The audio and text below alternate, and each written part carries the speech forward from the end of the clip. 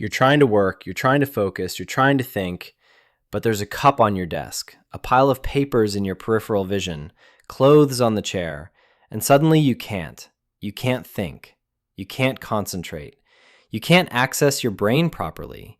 It's not that you're distracted by the mess, it's that your brain literally won't function until the mess is gone. And people who don't experience this think you're being dramatic, but you're not. Your brain is doing something completely different than theirs. And what neuroscience discovered about visual clutter and cognitive processing might finally make this make sense. Here's what organized people don't understand. You're not obsessive. You're not controlling. You're not being picky about your environment. Your brain processes visual information differently. And clutter doesn't just exist in the background for you, it actively competes for your cognitive resources. Psychologists call this visual competition hypothesis. Every object in your visual field is demanding attention from your brain. And unlike people who can filter out irrelevant stimuli automatically, your brain processes everything. That cup, your brain sees it. Those papers, processing them. That random sock, noted and cataloged. And all of that processing is stealing bandwidth from the actual thinking you're trying to do. Let's talk about what's actually happening in your brain when you're in a messy space. Your visual cortex is receiving hundreds of inputs simultaneously. Most people's brains have strong suppression mechanisms. They see clutter, but their brain immediately categorizes it as irrelevant and stops processing it. Your brain doesn't do that effectively. Every item remains active in your processing queue. It's like having 40 browser tabs open when you're trying to read one article. The other tabs aren't closed. They're still there, still running, still consuming processing power. And now the article you're trying to read keeps buffering. But here's where it gets really interesting. Research from Princeton Neuroscience Institute found that physical clutter competes for neural representation in the visual cortex. And here's the critical part. It reduces working memory capacity. Working memory is where you hold and manipulate information while thinking. It's your mental workspace. And clutter literally makes that workspace smaller. You're not being dramatic when you say you can't think in mess. You actually can't. Your brain's available cognitive capacity is genuinely reduced when visual clutter is present. It's measurable. It's neurological. It's real. And here's something that'll validate everything you felt. Studies show that people with high visual sensitivity have lower latent inhibition. That's your brain's ability to ignore irrelevant stimuli. Most people can walk into a messy room and their brain filters 90% of it out unconsciously. Your brain filters maybe 20%. You're processing 4 times more visual information than they are. And all of that processing takes energy, attention, and cognitive resources. No wonder you feel overwhelmed. You're not weak, you're overloaded. Now here's where we need to get honest. There's a difference between genuinely needing visual order to function and using cleaning as anxiety avoidance. And sometimes the line gets blurry. If you can't focus in clutter because your brain genuinely processes visual stimuli differently, that's neurological. But if you're cleaning to avoid difficult tasks, if you're using organization as procrastination, if you can't start work until everything's perfect because perfect never comes, that might be something else. That might be anxiety creating obstacles that keep you safe from potential failure. The question isn't, does mess bother you? The question is, does organizing help you function, or does it help you avoid? If cleaning genuinely clears your mind and allows you to work effectively afterward, you're managing your cognitive environment. If you clean for 3 hours, then feel too tired to work, then clean again tomorrow, that's avoidance. Not because you're lazy, but because the cleaning has become the safe activity that protects you from the scary one. And knowing which pattern you're in matters. But let's talk about people who genuinely can't function in visual chaos.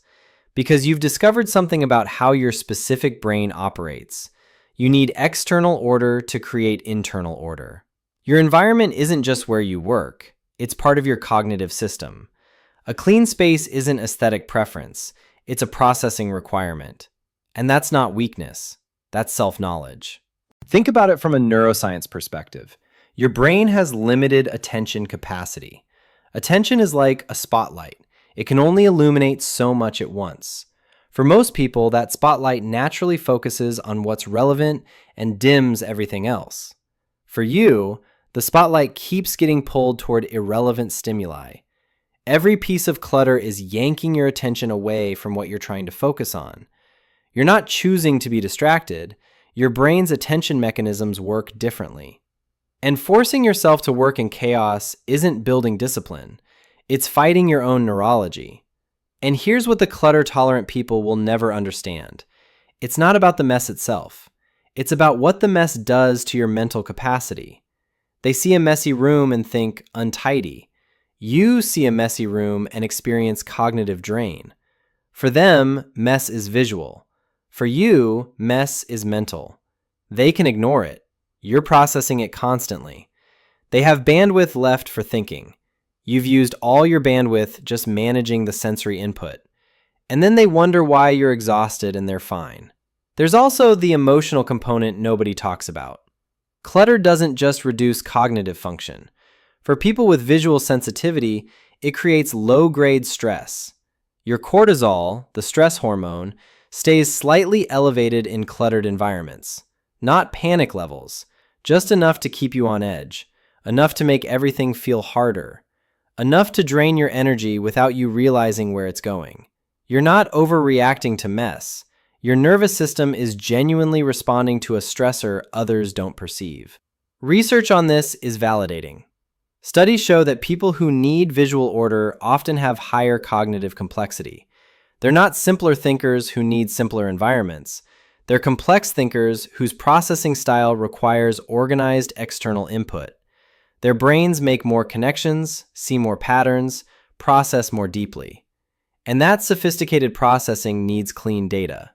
Messy environments create noisy data, and noise interferes with signal. You're not being precious.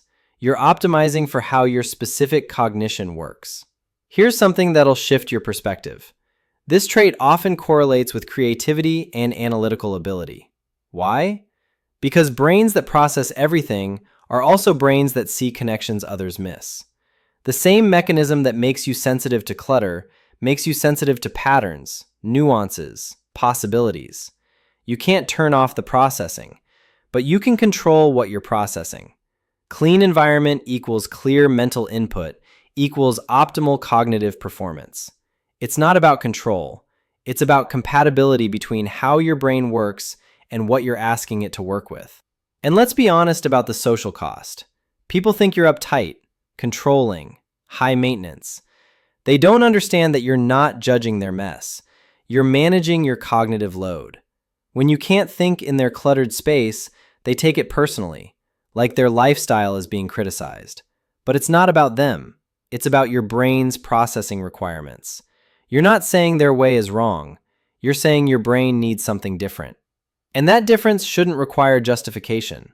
There's also a loneliness to this that people miss. You can't just work anywhere. You can't just exist in any environment. You need specific conditions to function optimally.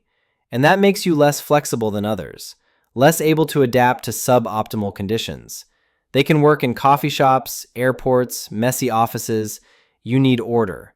And needing something specific makes you feel high maintenance even to yourself, like you should be able to just deal with it. But your brain doesn't work that way. And pretending it does just means underperforming in environments that don't support your cognition. But here's the paradox. The same trait that makes you need order also makes you exceptional when you have it. In organized environments, your brain can do things others can't. The processing power that gets hijacked by clutter and messy spaces becomes available for complex thinking in clean ones. You're not disabled by mess. You're optimized for order. And there's a massive difference. One suggests something's wrong with you. The other suggests you know what conditions allow you to excel. And here's what's both practical and empowering. This isn't something you need to fix.